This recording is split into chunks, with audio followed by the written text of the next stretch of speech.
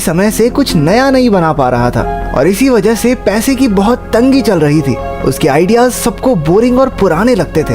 एक दिन लूसियस का दोस्त उसे अपने साथ एक पब्लिक बाथ हाउस में ले गया जहां अक्सर लोग शांति महसूस करते थे। लेकिन लूसियस सोच रहा था कि ये नंगे पुंगे मर्दों के बीच कौन सी शांति मिलेगी। परेशान होकर उसने पानी में डुबकी लगा दी। तभी उसने टब की दूसरी तरफ एक छोटा सा बवंडर बनते हुए देखा। जैसे ही वो उसकी तरफ बढ़ा, पानी के जोरदार बहाव ने उसे अपनी ओर खींच लिया। कुछ ही पलों में वो एक पानी की सुरंग में पहुंच गया जहां से सांस लेने में काफी दिक्कत हो रही थी। उसने जमीन तक पहुंचने की काफी कोशिश की और आखिरकार कामयाब हो गया। लेकिन बाहर निकलते ही उसके होश उड़ गए। वो एंशिएंट रोम में नहीं था बल्कि आज के जमाने के जापानीज बाथ हाउस में था। न जाने कैसे वो एंशिएंट रोम से 21वीं सदी के जापानीज बाथ हाउस में आ पहुंचा था जहां कई बूढ़ों का मुंह उसे बिना कपड़ों के देखकर खुला का खुला रह गया। उसने ऐसे चपटे मुंह वाले लोग आज तक नहीं देखे थे। सदमे से बाहर आने पर उसने देखा कि वहां की दुनिया उसकी दुनिया से कहीं आगे थी। टोकरियां, पानी के नल और मसाजिंग डिवाइस देखकर तो उसकी आंखें फटी की फटी रह गई। वो गलती से औरतों के चेंजिंग रूम में भी घुस गया जहां एक चिल्लाती हुई बुढ़िया ने उसके सर पे लोहे का डिब्बा दे मारा। बेशरम, माँ बहन नहीं है तेरे घर में? वहाँ एक मांगा आर्टिस्ट भी मौजूद थी जिसका नाम था मैमी।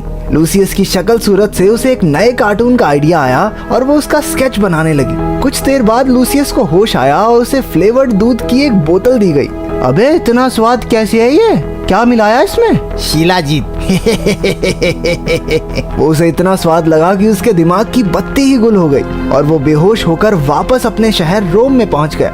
लोगों ने उसे बताया कि वो टब में डूब गया था और कुछ मिनट पहले ही उन्होंने उसे बाहर निकाला है। पहले तो लूसियस को लगा कि चपटे मुंह के लोगों से उसकी मुलाकात महज एक सपना थी, लेकिन उसने देखा कि खाली दूध की बोतल अब भी उसकी साइड में पड़ी थी। इसके 2 महीने बाद लूसियस ने अपने नए आइडिया से बाथरूम को एकदम 21वीं सदी जैसा बना दिया।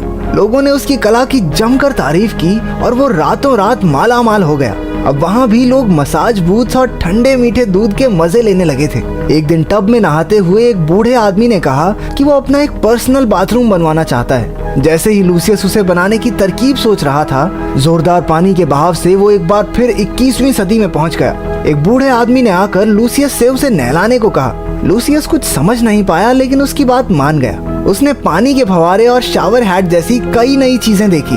इत्तेफाक से वो घर मैमी का ही था जिसे एक बार फिर से लूसियस मिल गया। वो भागकर अपनी स्केचबुक लेने गई लेकिन उसके वापस लौटने से पहले ही लूसियस गायब हो चुका था। उधर रोम पहुंचकर लूसियस ने उस बूढ़े आदमी के घर में बाथटब बनाकर मोटा पैसा छाप लिया।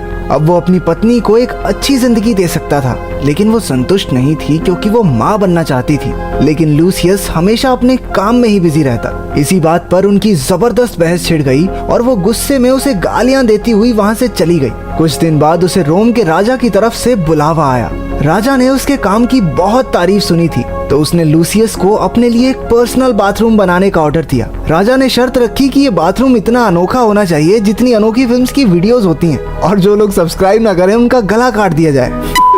राजा ने उससे कहा कि वो बाथरूम इतना अनोखा होना चाहिए जो पूरी दुनिया में किसी ने ना देखा हो। लूसियस चुनौती स्वीकार करके शहर में आइडियाज ढूंढने निकल पड़ा, लेकिन उसके हाथ कुछ नहीं लगा। अब उसे शर्मिंदगी महसूस होने लगी थी कि उसके सारे आइडियाज महज 21वीं सदी की चीजों की सस्ती कॉपी हैं। अचानक उसका पैर एक नाली में गिरा और वो एक बार फिर से गायब हो गया। 21वीं सदी में मैमी की एक बाथरूम सप्लाई स्टोर में नौकरी लगी थी। एक दिन उससे गलती से पानी खुला रह गया और टब ऊपर तक भर गया। अचानक लूसियस टब के अंदर से बाहर निकला और तेजी से सांसें भरने लगा। कुछ देर बाद उसने महसूस किया कि उस टब में अपने आप बुलबुले बन रहे थे।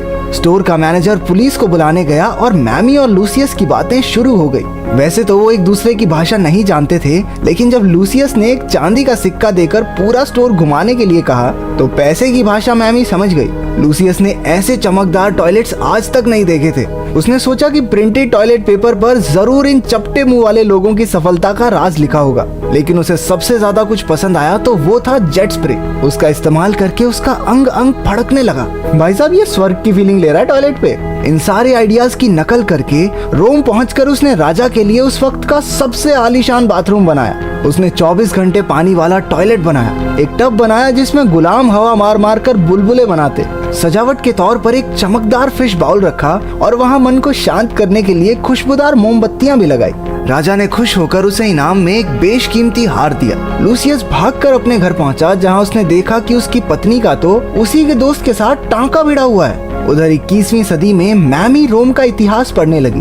वो जानना चाहती थी कि क्या लूसियस सच में बीते हुए कल से आया है। उसने देखा कि लूसियस का दिया हुआ सिक्का 2000 साल पुराना था। उधर रोम में लूसियस मारा मारा फिर रहा था क्योंकि उसकी पत्नी उसके दोस्त के साथ भाग गई थी। एक दिन उसे राजमहल से बुलावा आया। कुछ महीने पहले राजा के बेटे की मौत हो गई थी और अब उसे लगता था कि उसके बेटे ने एक मगरमच्छ के रूप में पुनर्जन्म लिया है। वो चाहता था कि लूसियस एक ऐसी जगह डिजाइन करे जहाँ पर एक मगरमच्छ को बिना किसी परेशानी के पाला जा सके।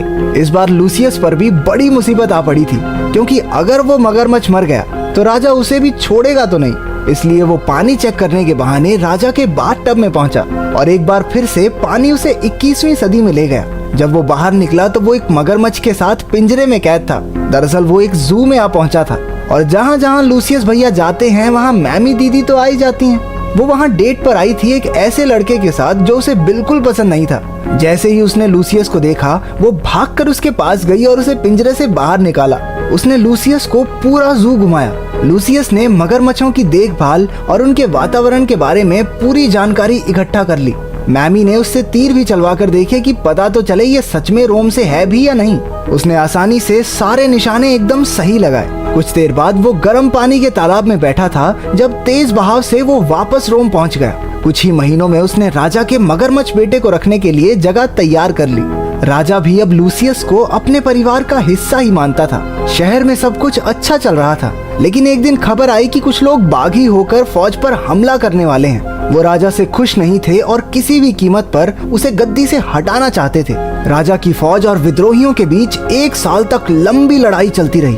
अब राजा भी बूढ़ा हो चुका था। उसने अपनी गद्दी अपने भतीजे सियोनियस को सौंपने का फैसला किया। राजा बनने के बाद सियोनियस एक बड़ा सा बाथ हाउस बनाकर लोगों का दिल जीतना चाहता था। सियोनियस के काम के लिए राजा ने लूसियस को ऑर्डर दिया, लेकिन लूसियस को वो कुछ खास पसंद नहीं था। वो घमंडी और गरीबों को लूटने वाला इंसान था। लूसियस जानता था कि उसके राजा बनते ही रोमन साम्राज्य का बर्बाद होना तो तय है। आखिरकार उसने सियोनियस के लिए काम करने से साफ मना कर दिया। सियोनियस ने उसे फांसी की धमकी दी, लेकिन लूसियस टस से मस नहीं हुआ। लूसियस एक दूसरे आर्किटेक्ट के पास अपना काम लेकर गया, लेकिन उसकी प्रसिद्धि की वजह से बाकी सबका काम ठप पड़ा था, जिससे उन दोनों में हाथापाई शुरू हो गई। उस आदमी ने लूसियस को एक कुएं में धक्का दे दिया। जब उसने आंखें खोलकर देखा तो वो एक बार फिर से जापानी लोगों के बीच पहुंच चुका था। उसे चोटें आई थी और वो सब उसकी मरहम पट्टी कर रहे थे। वो उसे गर्म पानी के एक तालाब में ले आए जहां वो जल्दी ठीक हो जाएगा। तब उसे पता चला कि गर्म पानी के तालाब में रहने से घाव जल्दी भरते हैं। दर्द को कम करने के लिए उन्होंने उसे देसी ठर्रा भी पिला दिया। थोड़ी देर बाद मैमी वहां आ गई। पिछले कुछ समय से वो लूसियस की भाषा सीख रही थी, लेकिन उसके कुछ कहने से पहले ही लूसियस नशे में उसके ऊपर गिर पड़ा। वो दोनों तालाब में डूब गए। जब उनकी आंखें खुली तो दोनों रोम में थे, रूम में नहीं, रोम में। मैमी ये सब देखकर बहुत हैरान हुई। उसे पता चला कि राजा का ऑर्डर ना मानने के लिए लूसियस को फांसी पर चढ़ाया जाने वाला है। मैमी ने लूसियस को समझाने की बहुत कोशिश की, लेकिन वो नहीं माना और अपना सामान बांधकर वहां से निकल गया। उधर 21वीं सदी में कुछ बूढ़े लोग मैमी को ढूंढते हुए तालाब तक पहुंचे और उसमें गिर पड़े। लूसियस की ही तरह वो भी एक बवंडर में गुम होकर रोम पहुंच गए। उधर लूसियस को चलते चलते एक पहाड़ के पास गर्म पानी का एक तालाब मिल गया। उसे याद आया कि कैसे उन चपटे मुंह वाले लोगों ने उसे ठीक किया था और गर्म पानी से वो राजा के सैनिकों के घाव भर सकता है। वो मैमी से सलाह करके राजा को अपना आइडिया बताने पहुंच गया। लूसियस ने कहा कि ये आइडिया उसे एंटोनियस ने दिया है। एंटोनियस भी गद्दी का दावेदार था और सियोनियस से कहीं ज्यादा काबिल भी। इसलिए लूसियस चाहता था कि वो राजा की नजरों में सियोनियस से ऊपर आ जाए। राजा की मंजूरी लेकर लूसियस मैमी और 21वीं सदी से आए उन बूढ़ों के साथ काम पर लग गया। कुछ ही घंटों में उन्होंने पहली झोपड़ी तैयार कर ली। धीरे धीरे तालाब के आसपास काफी घर बन गए, जहां घायल सैनिक आकर अपनी थकान मिटाते थे। वो बूढ़े लोग घायल सैनिकों को 21वीं सदी की मॉडर्न मेडिसिन से जल्दी ठीक भी कर देते। कुछ महीनों बाद राजा के सैनिकों ने विद्रोहियों के खिलाफ जंग जीत ली। चारों ओर नाच गाना होने लगा। इधर लूसियस और मैमी में प्यार भरी बातें हो रही थी। इतना वक्त साथ रहने के बाद वो दोनों अब एक दूसरे को चाहने लगे थे। लूसियस की खुशी का ठिकाना नहीं था। उसने जिंदगी में आज तक इतना अच्छा महसूस नहीं किया था। लेकिन तभी अचानक सारे बूढ़े लोग गायब होने लगे। मैमी भी धीरे धीरे गायब हो रही थी, लेकिन उसके जाने से पहले लूसियस ने कहा कि वो फिर से जरूर मिलेंगे। इसके बाद राजा ने एंटोनियस को गद्दी सौंप दी और लूसियस को भी उसकी बहादुरी के लिए सम्मानित किया। उसके बिना वो जंग कभी नहीं जीत पाते। उधर 21वीं सदी में मैमी की नई जिंदगी शुरू हो गई थी। एक दिन वो सड़क से जा रही थी तो उसे तालाब से लूसियस बाहर आता दिखाई दिया। वो दोनों फिर से एक बार मिल गए। लूसियस ने मैमी से दोबारा मिलने का अपना वादा पूरा किया।